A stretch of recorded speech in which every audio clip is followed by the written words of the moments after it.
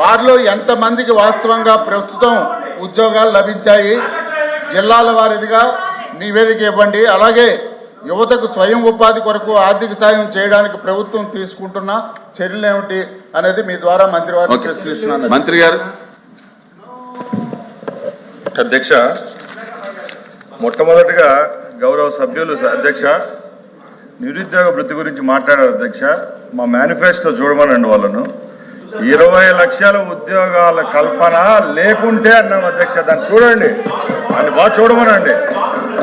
ఉద్యోగాలు కల్పిస్తాం, లేని పక్షంలో నిరుద్యోగ వృత్తి ఇస్తామని చెప్పి ఆ పేపర్ కూడా ఇస్తాను, ఒకసారి చూసుకోండి అధ్యక్ష. అధ్యక్ష, ఈ ప్రభుత్వం ఏర్పాటైన తర్వాత చిత్తశుద్ధిగా గవర్నమెంట్ సెక్టర్లో అలాగే ప్రైవేట్ సెక్టర్లో ఉద్యోగ కల్పన కోసం గౌరవ ముఖ్యమంత్రి చంద్రబాబు నాయుడు గారు అలాగే HRD minister, IT minister Lokesh Babu గారు పనిచేస్తున్నారు. దానికి సాక్ష్యమే ఈ కంపెనీలన్నీ. అధ్యక్ష సార్, కంపెనీలు వస్తేనే ఉద్యోగాలు వస్తాయి సార్. మీ ఇంట్లో మా ఇంట్లో పనిచేయరు, కంపెనీల్లోనే ఉద్యోగాలు చేసే వాళ్ళు ఉండేది. లక్షల మంది మంత్రి గారు వస్తాయి, కంపెనీలోని ఉద్యోగాలు. మంత్రి గారు ప్లీజ్ ప్లీజ్ ప్లీజ్ అధ్యక్ష, మంత్రి గారు మాట్లాడిన తర్వాత 1 మినిట్ మంత్రి గారికి కానీ సభ్యులకు కానీ మీరు ఏది మాట్లాడాలనుకున్నా చైర్తో మాట్లాడండి. ఒకరినొకరు మాట్లాడుకోవద్దు, డైరెక్ట్గా మాట్లాడుకోవద్దు అని చెప్పి తెలియజేసుకుంటాను. మంత్రి గారు మీరు చైర్కి చెప్పండి. అధ్యక్ష, నేను ముందే చెప్పినట్టు చిత్తశుద్ధిగా ప్రభుత్వం ఉద్యోగాల కల్పన కోసం పనిచేస్తూ ఉంది.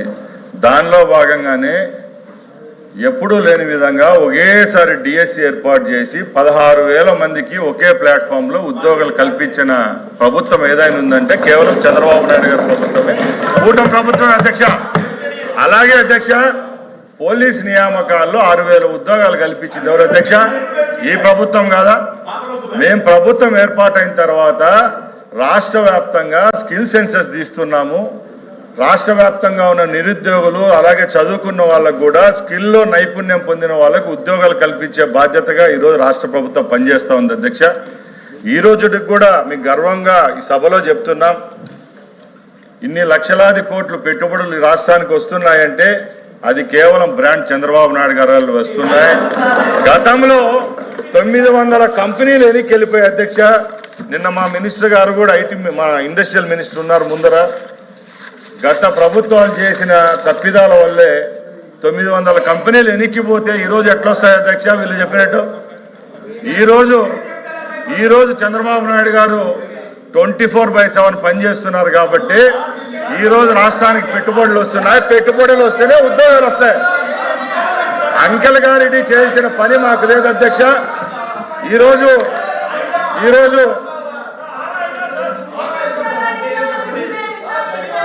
ముఖ్యంగా అధ్యక్ష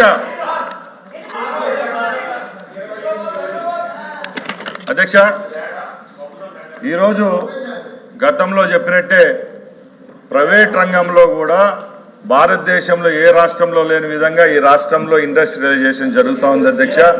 ఈరోజు వైజాగ్లో కూడా ఐటీ కంపెనీలు కూడా క్యూ కట్టడం జరిగింది.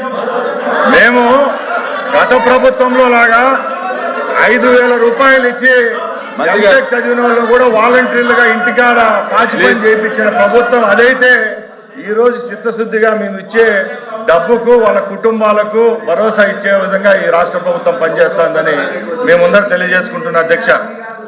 అలాగే నేను చెప్తున్నా అధ్యక్ష, ఈరోజు ఉద్యోగాలు ఏ దాంట్లో వచ్చినాయో అడుగుతున్నారు కదా. పర్యాటక రంగంలో ఈరోజు ఎప్పుడూ లేని విధంగా రాష్ట్రంలో మేము పర్యాటక రంగాన్ని ఈరోజు ఇండస్ట్రియల్ స్టేటస్ కల్పించాం కాబట్టి ఈరోజు వందలాది హోటల్స్ అలాగే పర్యాటక రంగానికి సంబంధించిన మీరు మాట్లాడేటండి నేను చెప్పాలి సార్. ఇంకా ఇవన్నీ ఉద్యోగాలు వచ్చేది పర్యాటకం మంత్రి గారు అదే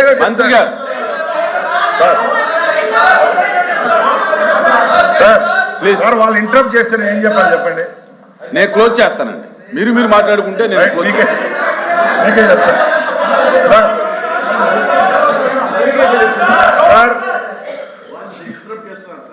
సార్. మేము నిన్న కూడా మా ముఖ్యమంత్రి గారు స్టేట్మెంట్ ఇచ్చారు అసెంబ్లీలో. అక్కడ చూస్తే సభ్యులు ఎవరు రారు, ఇక్కడ మాత్రమే మాట్లాడతారు. 6,28,347 ఉద్యోగాల కల్పన జరిగింది. దాంట్లో ప్రభుత్వ ఉద్యోగాలు 30,607, ఎంఎస్ఎంఈలో 2,48,906, జాబ్ ఫెయిర్లు జాబ్ మేళాలు పెట్టడం ద్వారా వచ్చిన ఉద్యోగాలు 1,46,627, పరిశ్రమల రంగం ద్వారా 95,174, ఫుడ్ ప్రాసెసింగ్ వల్ల 64,000, ఐటీ రంగంలో 13,866, పర్యాటక రంగంలో 5,028 ఉద్యోగాలు చేశాం. ఇంకా కూడా చెప్తున్నాం, 20 లక్షలు కాదు ఇంకా కొన్ని ఎక్కువ ఉద్యోగాలు ఇచ్చేదానికి కూడా ఈ ప్రభుత్వం పనిచేస్తుందని తెలియజేసుకుంటున్నారు అధ్యక్ష.